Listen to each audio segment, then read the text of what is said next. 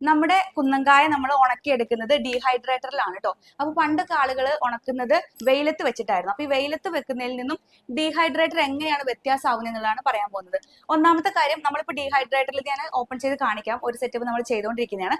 അപ്പൊ ഇതിൽ നമ്മൾ ഒരു കറക്റ്റ് ആയിട്ടുള്ള തിക്നെസ്സിൽ നമ്മൾ അരിഞ്ഞിടുന്ന സമയത്ത് ഇതിൽ നിന്നും ഡീഹൈഡ്രേറ്റർ എടുക്കുന്ന അതിനകത്ത് നിന്ന് ആ ഒരു വാട്ടർ കണ്ടന്റ് മാത്രമാണ് അബ്സോർവ് ചെയ്തിട്ട് ഇതിനെ ഡ്രൈ ചെയ്തെടുക്കുകയാണ് ചെയ്യുന്നത്. അപ്പൊ ഇതിനകത്തുള്ള നാച്ചുറൽ ആയിട്ടുള്ള എല്ലാ അതിനകത്ത് അടങ്ങിയിട്ടുള്ള വൈറ്റമിൻസും മിനറൽസ് എല്ലാം അതുപോലെ തന്നെ നിലനിൽക്കും. ആകെ വാട്ടർ കണ്ടന്റ് മാത്രമായിരിക്കും നമുക്ക് ഡീഹൈഡ്രേറ്റർ വലിച്ചെടുക്കുന്നത്. അപ്പൊ അതുകൊണ്ട് തന്നെ എങ്ങനെയാണോ നാച്ചുറൽ ആയിട്ട് ആ ഒരു പ്രോഡക്റ്റ് ഇരുന്നത് ആ രീതിയിൽ തന്നെ നമുക്ക് അതൊരു പൊടിയായിട്ട് കുന്നങ്കായ ഫുഡായിട്ട് കുന്നങ്കായ പൊടിയായിട്ട് നമുക്ക് ലഭിക്കുന്നതാണ്.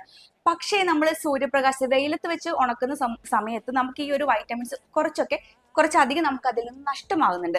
രണ്ടാമത് മറ്റൊരു പ്രോബ്ലം കൂടി എന്താണെന്ന് വെച്ചിട്ടുണ്ടെങ്കിൽ, നമ്മൾ വെയിലത്ത് വെക്കുന്ന സമയത്ത് എത്ര നമ്മൾ ഹൈജീനിക് ആയിട്ട് വെച്ചാലും പൊടി, ഡസ്റ്റ്, അറ്റ്മോസ്ഫിയറിൽ നിന്ന് ഒരുപാട് ഡസ്റ്റ്, പൊടി എല്ലാം ഇതിനകത്തേക്ക് അടിക്കാനും അതുകൊണ്ട് തന്നെ നമ്മുടെ ഫുഡിൽ കുറച്ചധികം ഇമ്പ്യൂരിറ്റീസ് വരാനുള്ള സാധ്യത കൂടുതലാണ്.